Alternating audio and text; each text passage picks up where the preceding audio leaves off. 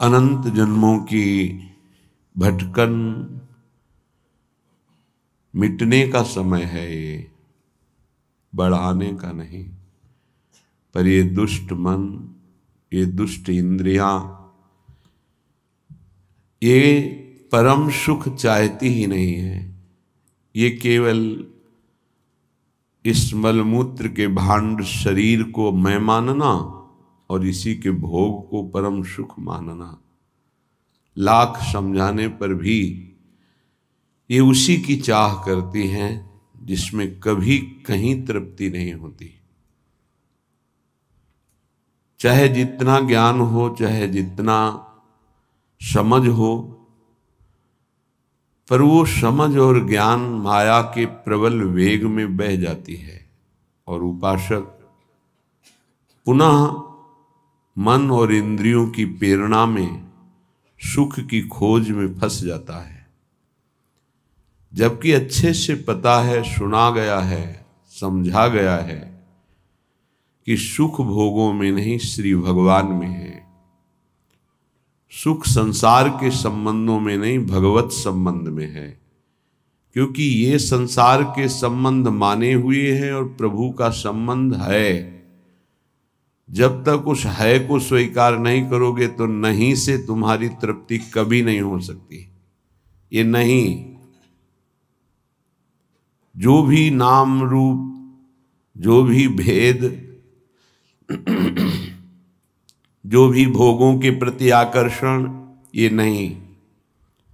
इसमें जो है वो है, वो हमारा है, वो अपना है, उसी है से संबंध है।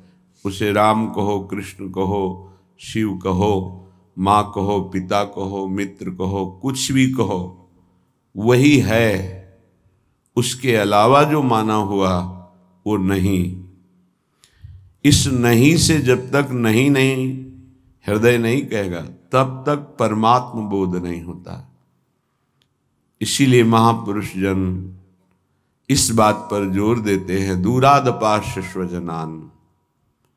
स्वजन शब्द केवल प्रभु के लिए हो, स्नेह शब्द केवल प्रभु के लिए हो, पर बहुत दुर्गति है बुद्धि की कि ये सब सुनने जानने के बाद भी वो ठीक निर्णय नहीं करती, ठीक न्याय नहीं करती और मन को सपोर्ट करके इंद्रियों के द्वारा जीव का बंधन पुष्ट करती रहती है। पता नहीं कैसी सूक्ष्म माया है कि जानते हुए भी अनजान बनकर असत खेलों को वो स्वीकार कर लेता है। पता नहीं। इसीलिए जो ज्ञानिन कर चित अपहरई, बरियाई विमोह बस करई। विमोह, यही मूढ़ता, अज्ञान। शरीर के भोगों में सुख है, ये भारी मूढ़ता, अज्ञान है। ये दूर हो तो सच्चा ज्ञानी, ये दूर हो तो सच्चा भक्त। इसीलिए श्रीपाद प्रबोधानंद जी महाराज कहते हैं, का तव कांता कास्तव तनयः स्थिरमतिरेतन मृतिमनु गणयः अहह किमद्य न पश्यसि मरणम तव पर वृंदावन मिहि शरणम। हे भाई, अगर मेरी प्रार्थना समझ पा रहे हो तो समझ लो। कातव कांता, जिसे तुम अपनी स्त्री समझ रहे हो, पत्नी समझ रहे हो, पीछे कौन थी, आगे कौन रूप में जाएगी।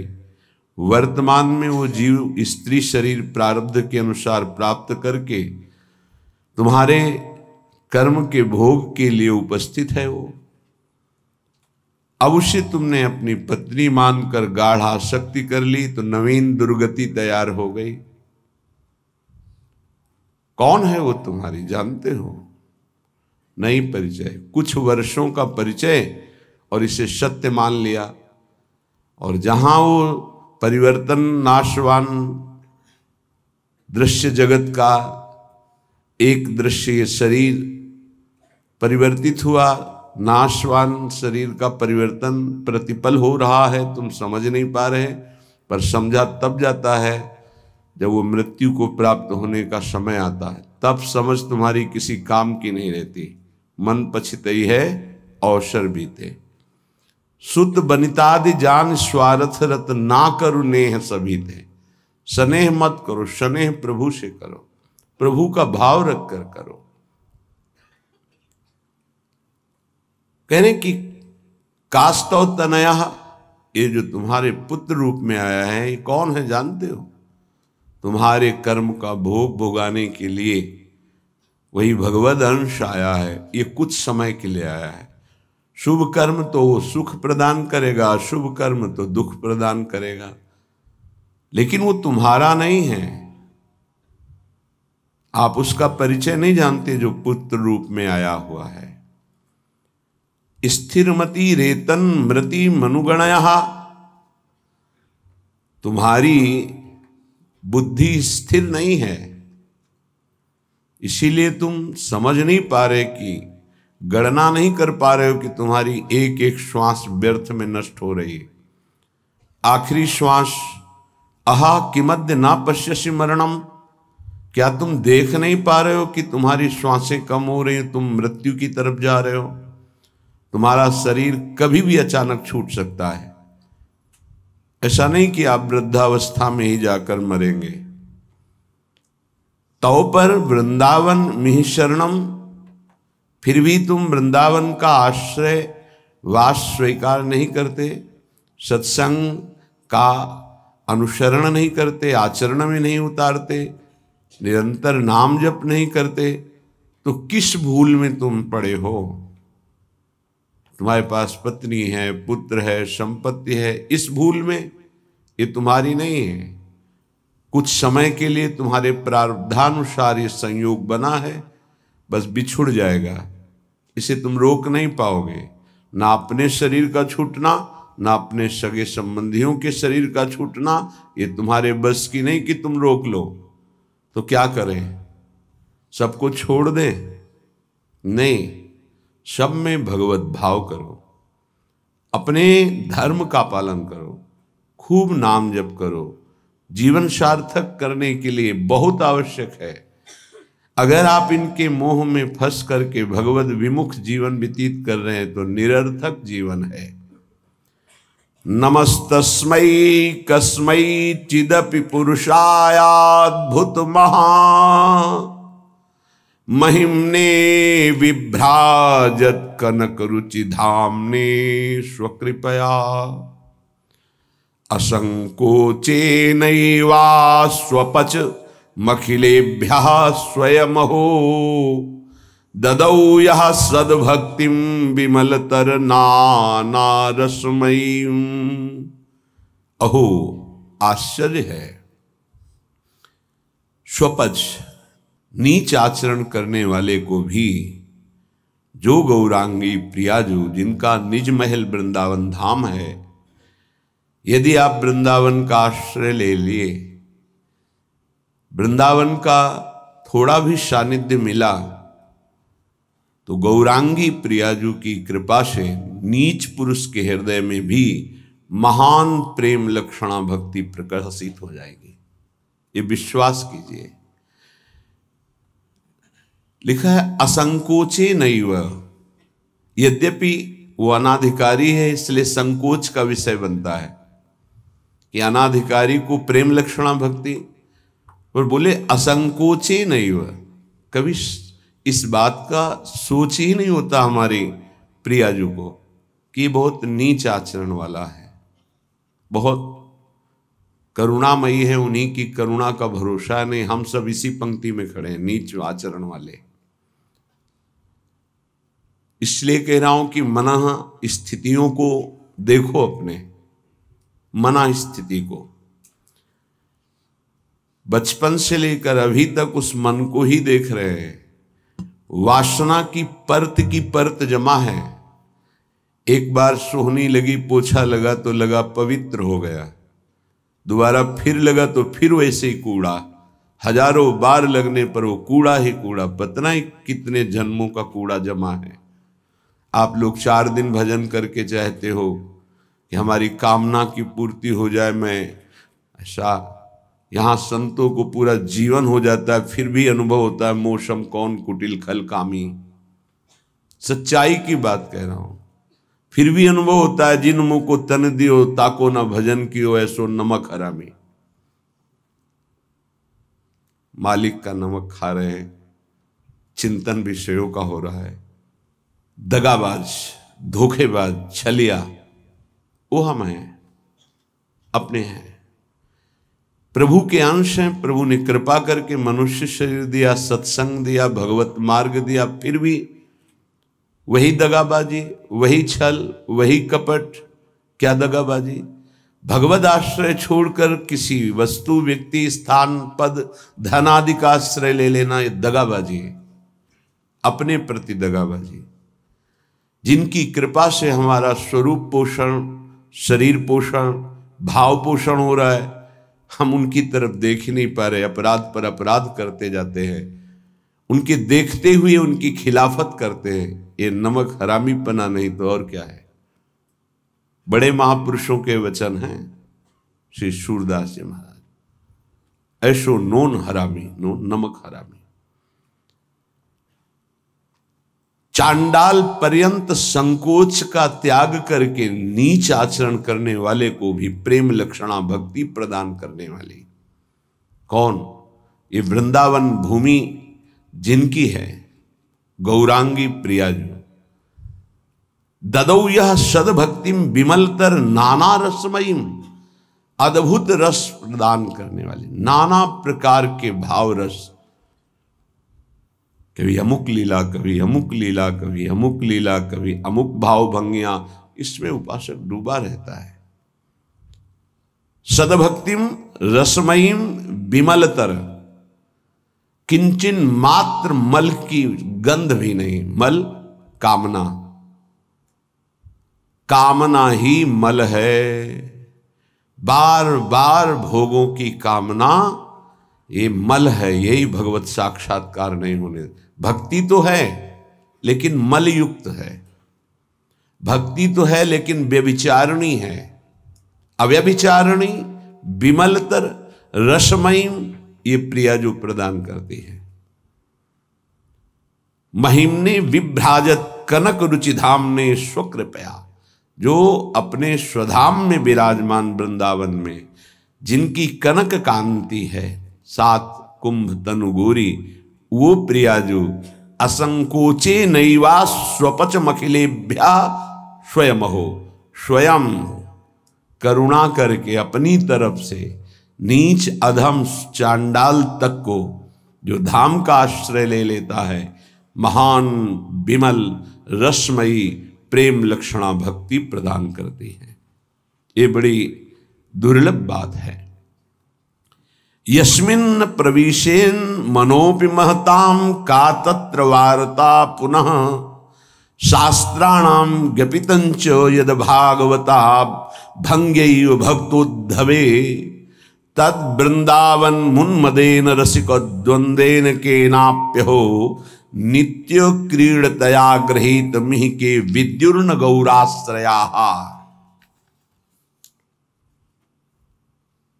महाप्रेम की अथाह समुद्र, ना कोई शास्त्र इनको जानता है और ना शास्त्रज्ञ और ना कोई ब्रह्म ऋषि। किनको? गौरांगी प्रियाजू को। ये महाप्रेम समुद्र वृंदावन की रज और रसिक, इन्हीं से परिचय मिलता है। चाहे जितने शास्त्र पढ़ लो, हमारे प्रियाजू के विषय में नहीं जान पाओगे। लालजू के विषय में तो वो भी वो जना दें तो शास्त्र पढ़ने से नहीं जान पाओगे। सोई जाने जी देव जनाई। देखो, भगवान श्री कृष्ण ने परम ज्ञानी उद्धव जी को इशारे में बता दिया कि मेरे प्रेम को प्राप्त करना चाहते हो तो वृंदावन जाओ, और मेरे प्रेमियों की चरण धूलि में लोटो तो प्रेम प्राप्त कर पाओगे। अहो, ऐसा रसोन्माद वृंदावन प्रकट करता है कि युगल किशोर के सिवा और कुछ नहीं रह जाता चित्त में। धन्य है वो महापुरुष जिनके चित्त में युगल किशोर के सिवा और कोई नहीं। तो हम ये आपको निगूढ़ तत्व बता रहे हैं। गौराश्रय, गौरांगी प्रियाजू के आश्रय के बिना तुम प्रियाजू को नहीं जान सकते, प्रेम को नहीं जान सकते, वृंदावन को नहीं जान सकते, इस महासमुद्र प्रेममयी लीलाओं को नहीं जान सकते। चाहे शास्त्र पढ़ लो, चाहे ब्रह्म ऋषियों का संग कर लो, या चाहे जितनी बड़ी साधना कर लो, उद्धव से ज्यादा कोई ज्ञानी नहीं होगा। वो कह रहे कि वासुदेव ने इशारे से उद्धव को बता दिया कि परम पावन वृंदावन की भूमि में प्रेमियों के संग में ही प्रेम प्रकाशित होता है, विशुद्ध प्रेम। जहां प्रेम का प्रादुर्भाव हुआ तो ज्ञान, वैराग्य सब अपने आप जागृत हो जाता है। जैसे राजा पधारता है तो फिर उसके मंत्री, सामंत, सेना के पति वो सब वहां आ जाते हैं। ऐसे ही प्रेम राजा हृदय रूपी सिंहासन पर बैठा कि ज्ञान रूपी उसका मंत्री, वैराग्य रूपी उसका सेनापति, क्योंकि प्रेम की रक्षा वैराग्य से होती है। और प्रेम से जो ज्ञान प्रकट होता है उसी ज्ञान से भगवत तत्व का वास्तविक बोध होता है। आत्मरति जिसे कहते हैं, रति माने प्रेम। आत्म तत्व का बोध उसी को होता है जिसे आत्मरति प्राप्त हो जाती है। चाहे ज्ञान हो, वैराग्य हो या भक्ति दिव्य हो, वो सब प्रेम के पधारने पर होता है, जब हृदय में प्रेम जागृत हो जाता है। पूज्य स्वामी अखंडानंद जी महाराज ने पूज्य बाबा उड़िया बाबा जी से प्रश्न किया कि बहुत लोग भजन करते हैं पर लाभ दिखाई नहीं देता जो लाभ होना चाहिए। तो बाबा कहते हैं कि पहली बात, भजन में निष्ठा होनी चाहिए कि चाहे मर जाऊं, इतना कष्ट आवे, पर भजन नहीं छोड़ूंगा, ऐसी निष्ठा नहीं है। किसी बिरले में होती है। नहीं, जहां सामने इंद्रियों के भोग आते हैं भगवान छूट जाते हैं। हम मानते हैं भजन का प्रयास करते हैं, लेकिन जहां सामने भोग आया कि प्रभु भूल गए। आप देख लीजिए, चाहे वो भोजन हो, रसेंद्री का भोग हो या किसी भी इंद्री का भोग हो, उस समय प्रभु को भूल गए और उस भोगानंद को स्वीकार कर लिया तो ऐसे पूरा जन्म व्यतीत होने लगेगा, पर आपको भगवत साक्षात्कार नहीं होगा। जो लाभ मिलना वो बहुत दूरी हो जाएगा। जहां कोई दुख आया, विपत्ति आई, भूल गए प्रभु को। सुख आया, संपत्ति आई, भूल गए प्रभु को। मर चाहे जाए हम, किंतु प्यारे का भजन नहीं छोड़ सकते। इसी का नाम भजन है। भजन का स्वरूप क्या? ये चाहे विपत्ति, दुख, मृत्यु से बढ़कर तो कुछ है नहीं। हमारी मृत्यु भी आ जाए तो हम भजन नहीं छोड़ सकते। अब त्रिभुवन की राज्य लक्ष्मी मिलने पर जो आधे पल के लिए भी प्रभु का विस्मरण नहीं करता, उसे भक्त कहा गया है, महाभागवत कहा गया। तो कुछ भी सुख सुविधा मिले उस समय हमें प्रभु का, यही तो कसौटी है कि आप उत्तम से उत्तम आकर्षणकारी भोगों के बीच में, लेकिन भगवत विस्मरण नहीं है। प्राण निकल जाए पर भजन नहीं छूटेगा, इसे ही भजन कहते हैं। और ऐसा भजन बहुत लोग नहीं करते, कोई कोई करता है।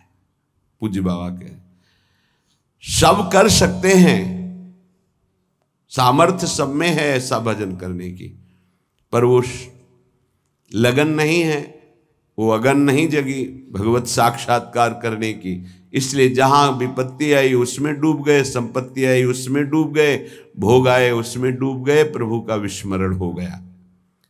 इसका यही कारण है। भजन का तात्पर्य है भजन में गोता लगाना, डूबना, बस चल रहा है मंत्र नाम, उसी के श्रवण में डूबा हुआ उपासक। डूब करके भजन किया जाए तो 6 महीने में भगवत साक्षात्कार कर लिया ध्रुव जी ने। डूब करके गोता लगाया, 6 महीने भजन में भगवान का साक्षात्कार कर लिया। और अगर तन्मयता नहीं है भजन में तो बहुत लंबा समय निकल जाता है। देखो, इस मन को देखा, अगर इसको भजन का सुख आप नहीं दोगे तो ये रुपए की गणना का सुख करने लगेगा। कई बार हमने कहा बचपन से इसी बात की पढ़ाई है, मन की वृत्ति की। आप देख लेना, अनुभव करना। अगर आपको प्रियाजू के भजन में गुरु की आज्ञा के अनुसार तन्मयता नहीं आ रही है तो आपका अर्थ के प्रति भाव आ जाएगा। अनंत ब्रह्मांडों में कितना ऐश्वर्य है और वो मायाकृत एक पलक झपकते श्री भगवान ने रचा है। ऐसे श्री भगवान को अधीन करने वाली प्रियाजू का आश्रय हृदय में रहे तो और फिर क्या। पर उस भजन न होने के कारण हमारी स्थिति अपने आश्रय तत्व पर नहीं होती। आश्रय हुआ ही नहीं, होने का अवसर मिला लेकिन हमने फिर भी वही लौट कर आश्रय कर लिया, पलट गए, फिर वही आश्रय कर लिया। सन्मुक्ता से जो एकदम परिवर्तन होता है, एकदम विमुक्ता के लिए माया अपना जाल रचती है। स्पष्ट देख, तू इससे एक बहुत बढ़िया महल बना सकता है, तू बहुत बढ़िया कार ले सकता है, तू हर सुख सुविधा ले सकता है। राजी हो गया। देखना सब व्यवस्था बढ़िया बन रही। नहीं नहीं, हम व्यवस्था बढ़िया नहीं बनाने आए, हम व्यवस्था को श्री जी के आश्रय से चाहते हैं, अपनी मन बुद्धि के आश्रय से। लाडली जो के महलों में रखो चाहे झोपड़ी में बाग, उसका केवल आश्रय अंतर से प्रभु का होता है। गृहस्थ और विरक्त की चेष्टाएं अलग होती हैं, निवृत्ति परक चेष्टा और प्रवृत्ति परक चेष्टा, बस ये ध्यान रखना है। निवृत्ति परक चेष्टा से कोई भी ऐसी सिद्धि नहीं जो आ न जाए। प्रवृत्ति परक चेष्टा में अतिथि सत्कार, परिवार की सेवा, समाज की सेवा, नाम जपने का अभ्यास, धर्म पूर्वक कमाया हुआ धन, तब वो आगे बढ़ता है। निवृत्ति परक चेष्टा एकमात्र भगवदाश्रय, उसी से सब हो जाता है। तभी लोगों को लगता है कि संत लोग बड़े धनी हो जाते हैं, उनको लगता है बड़ी चतुराई करते हैं। हमें लगता है कि क्या ये चतुराई आप में नहीं जागृत हो सकती है? क्या चतुराई? आप बलगहा पकड़े हो, बहुत चतुर है संत जन, ठग लेते हैं। किसको? ठगनी माया को भी। माया ठगनी विश्व को ठग रही, वो उसको भी ठग लेते हैं। वो बड़े चतुर हैं। रामई भजई ते चतुर नर, क्योंकि उस सच्चिदानंद का नाम एकत्रित किए हैं। एक नाम के ब्याज में पूरा त्रिभुवन नहीं है, उसकी बराबरी हम नहीं कह रहे नाम की ब्याज में। एक नाम त्रैलोक ही तारे, जो न ले सो जन्म ही हारे। अभी अपने लोग महिमा नहीं जानते नाम की, सच्ची मानिए। किसी ने कहा कि समस्त संसार को तो हम दुखी में देख रहे हैं, अगर विश्व में कोई सुखी है, वो उपहास के प्रति शब्द थे। अगर विश्व में कोई सुखी है देखा जाता है तो संत जन देखे जाते हैं। उनका तात्पर्य अध्यात्म से नहीं था, उनका तात्पर्य भोगों से, विषय सामग्री से, वैभव से था। अगर तुम्हें ऐसा पता है तो तुम वैसा करके देखो, बहादुर हो। तुम्हारे में चतुराई की कोई कमी है क्या? बड़े चतुर हो। तय बालक नहीं भर्यो शयानप, तू बालक नहीं भर्यो शयानप, काहे कृष्ण भजत नहीं नीके। अरे तू बालक नहीं, बड़ा चतुर है, पर तू ठीक से भजन नहीं किया ना, इसीलिए ऐसा है। क्या चाहिए? त्रिभुवन का सर्वश्रेष्ठ पद 5 वर्ष का बालक प्राप्त कर लिया ध्रुव जी। क्या चाहिए? अखिल लोक चूड़ामणि भगवान के पास क्या कमी है? पर आपको उतना भजन करना पड़ेगा, आपको वैसे समर्पित होना। उस 5 वर्ष के बालक ने माँ का प्यार, पिता का प्यार, राज्य सुख, शरीर सुख, सब भयों को त्याग करके इसी मथुरापुरी में आकर भजन किया। इसे मधुपुरी कहते हैं शास्त्र भाषा में। यहीं आकर के भजन किया और यहीं स्वयं सच्चिदानंद भगवान आकर दर्शन दिए और उनकी कामना पूर्ण की, उच्च पद की। गोता लगाना अर्थात उसमें डूबना, अर्थात उसका ऐसा दृढ़ चिंतन कि गुंजायमान केवल मंत्र और नाम हो रहा है। तुमसे सच्ची कहते हैं ये जीव बड़ा पागल हो गया है माया में, सत्य वस्तु को समझ ही नहीं रहा। पूज्य बाबा कह रहे उसको यही पता नहीं कि मैं यहां कमाने के आया हूं मृत्यु लोक में। पागलों की तरह घूम रहा है, कभी ये बटोर रहा है, कभी वो बटोर रहा है। उसका लक्ष्य ही नहीं पता चल रहा कि तू आया क्या लेने यहां है, क्या कमाई करने आया है, उसको समझ में नहीं आ रहा। कई बार कहा ऐसा कमाई और ऐसे देश में कौन रहना पसंद करेगा। किसी भी देश में अगर ऐसी पद्धति हो कि आप यहां आइए, आपको घर, मकान, भोग सामग्री सब मिलेगी, बहुत ध्यान से सुनिए, पर जब आप हमारे देश से जाएंगे तो आपका कपड़ा तक उतरा लिया जाएगा। सब सुविधाएं मिलेगी, जब जाओगे तो कपड़ा तक उतरा लिया जाएगा। अब आप ऐसे देश में रहना पसंद करेंगे? ऐसे देश की कमाई पसंद करेंगे? कोई भी बुद्धिमान नहीं पसंद करेगा। और आप ऐसे ही देश में हैं जिसका नाम मृत्यु लोक है। कपड़ा तो कपड़ा रहा, आपका शरीर भी छीन लिया जाएगा। यहां की, इस देश की कोई भी वस्तु लेकर आप नहीं जा सकते।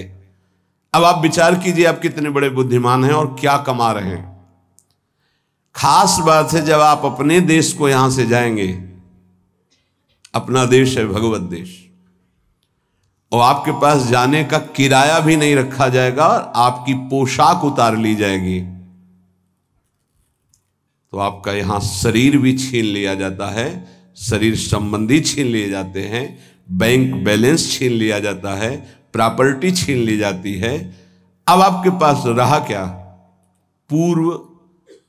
पूरे जीवन में जो पाप और पुण्य कर्म किए। पुण्य तो कोई बिरला ही कर पाता है, नहीं पाप ही होते हैं। अगर पुण्य हुआ तो उसे बचा नहीं पाता है, वो 4 लोगों से कहकर खाली हो जाता है, पुण्य नष्ट हो जाता है।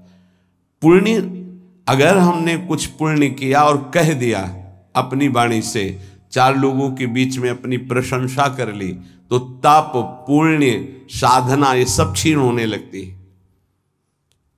हम वृंदावन गए थे, 100 साधुओं का भोजन कराया और फिर ऐसा ऐसा ऐसा, और संत जन कह रहे थे कि ऐसा भोजन तो आज तक हमने नहीं पाया भगत जी, आपने जैसा पवाया।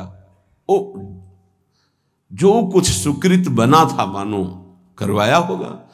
ऐसी सेवा भगवत कृपा से अवसर मिलता है, पर वो बार बार कहकर अपने सारे सुकृत नष्ट कर देता। इस देश से बचकर निकल पाना और कुछ कमा के ले जाना, ये केवल भगवत कृपा पात्र से ही हो सकता है। बहुत छल भरा ये देश है मृत्यु लोक। जीव पागलों की तरह पूरा जीवन व्यतीत कर रहा है। मुझे यहां किस लिए भेजा गया, क्या लेके जाऊंगा, ये सोच ही नहीं पा रहा है। गोस्वामी जी ने कहा है कि ये जो मन है, ये श्वान की तरह हर जगह पादुका का प्रहार पाता है, पर फिर उसी दरवाजे पे खड़ा हो जाता है। अर्थात निकृष्ट भोगों को भोग कर असंतुष्ट, ग्लानि, दुख, परिणाम में चिंता, भय, शोक, पर फिर वही उन्हीं भोगों को भोगना चाहता है। पागल की तरह भटक रहा है। ये महापुरुष जन जानते हो, दुखी होकर ऐसा बोलते हैं। जो वस्तु तुम्हारे साथ नहीं जानी है, उसके चिंतन में तुम समय बर्बाद कर रहे हो। चिंतन करो प्रभु का, कार्य करो संसार का, तो जीवन यापन के लिए शरीर चेष्टा और वस्तु ले जाने के लिए नाम धन, कितना बढ़िया उपाय है। राधा राधा राधा। विषय अनेक हैं और अनंत हैं, कितना भोगोगे। भोगते भोगते मर गए, फिर जन्म हुआ, फिर भोगते भोगते मर जाएंगे, कुछ आते नहीं लगेगा। बड़ा विचित्र खेल है, बड़ा विचित्र खेल। भगवान की असीम कृपा है जिनको भोगों से विरक्ति मिल गई है या जबरदस्ती बचे हुए, बिनु अवसर भयते राजोई, चतुर्थ ब्रह्मचारी का लक्षण है ये। बिनु अवसर नहीं मिला, और भयभीत है इसलिए वो नहीं भोग रहा, तो बिनु अवसर भयते रह जोई, ये चौथे में। उत्तम तो उत्तम के बस असमन माही, सपन हुआन पुरुष जगनाई, अपने प्रीतम प्रभु के सिवा उस स्वप्न में किसी और को नहीं देखता। कितना भोगोगे, अनंत विषय। कल एक भगत बड़ा मस्त, सब हंस रहे थे लेकिन कोई फर्क उसको नहीं था, गंभीर मुद्रा में बैठा। उसने कहा हमने ठाना है 1.25 घंटा नाम जप करता हूं और बढ़ा दूंगा, सत्संग आपका सुनता हूं, पर 1 लाख सुंदरी स्त्रियां चाहिए मुझे। हमारे तो होश उड़ गए भाई कि ऐसा प्रश्न करता आया, भगवान ने भेजा। पर अपने को सबका आदर और दुलार, मेरी लाडली जो ऐसी हैं, करुणा करुदार, नहीं तो 1 सेकंड में कि आप कृपया बाहर होइए, यहाँ कोई भगवत चर्चा कीजिए। लेकिन अच्छा पॉइंट ये था कि वो नाम जप करता था और उसके अंदर आशा थी। देखो वासना की कितनी भूख बड़ी हुई, पर वो बहुत गंभीर, और ऐसा नहीं कि कोई देखने सुनने लायक हो, वो बस बड़ी गंभीरता से कह रहा था कि मैं 1 लोक प्राप्त करना चाहता हूं, उसका सम्राट बनना चाहता हूं, और 1 लाख सुंदरी स्त्रियां हो। वो नहीं बोल रहा है, उसका भोलापन है, अज्ञान जिसे कहते हैं। वासना इतनी बड़ी हुई कि उसको लग रहा है अगर ऐसा हो गया तो मैं बड़ा सुखी हो जाऊंगा।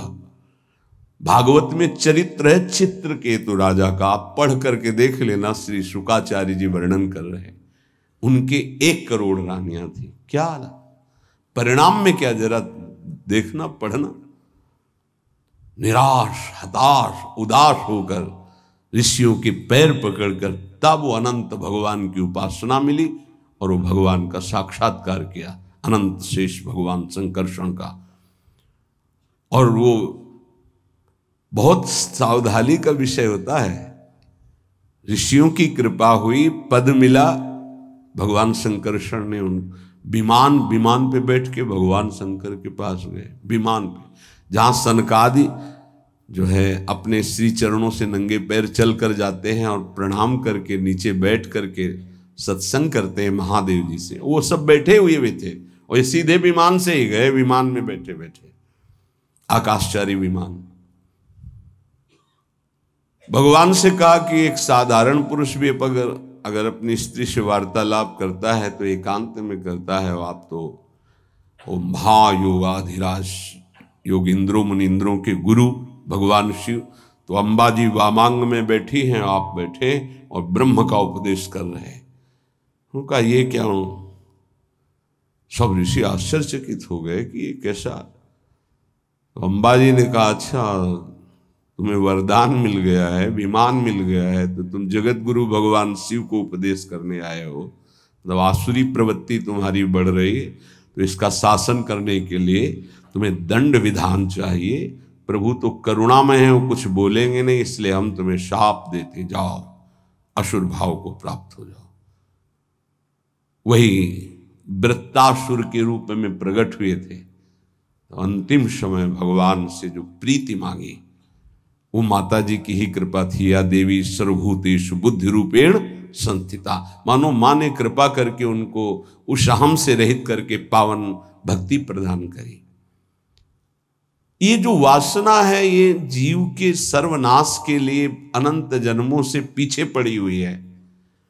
वो तो एक भोला व्यक्ति, अज्ञानी व्यक्ति अपनी बात कर रहा है। आप अंदर से देखो, ऐसी लाखों वासनाओं की परत जमा है। हमको रोज नाम जप रूपी सोहनी लगा के इसे साफ करना है। पर ये विषय अनेक अनंत, मन कहता है इनको भोग लो फिर हम भजन कर लेंगे। कभी नहीं, तुमसे सत्य कहता हूं, जितना इस मन की बात को मानोगे उतने प्रभु से दूरी होती चली जाएगी। और ये सिखाता है कि जलन हो रही, अगर भोग लेते हैं तो शांति हो जाए, फिर बढ़िया भजन कर लो। इसकी शिक्षा यही होती है, क्योंकि जानता है भजन के लोभ से ये हमारा साथ दे देंगे।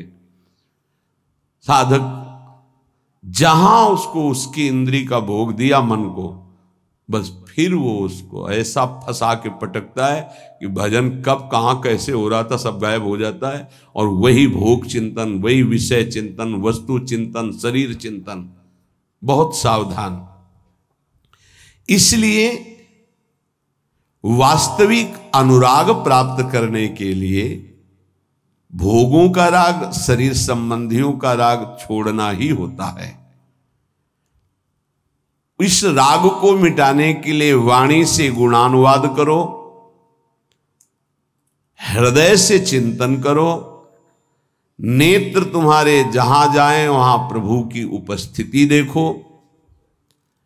देखो, भक्तों का चिंतन चिन्मय होता है, वो सब जगह अपने चिन्मय आनंद प्रदान करने वाले भगवान को देखते हैं। वो अपने प्रभु से भिन्न न किसी वस्तु को देखते हैं, न व्यक्ति को देखते हैं। हम गलती यही करते हैं कि जहां हमारी दृष्टि जाती है वहां हम वस्तु, व्यक्ति, विषय देखते हैं, ना कि प्रभु को। उपासक ध्यान रखे, जहां विषय चिंतन है वहां भक्ति नहीं है, जहां भक्ति है वहां भगवत चिंतन है, विषय चिंतन नहीं है।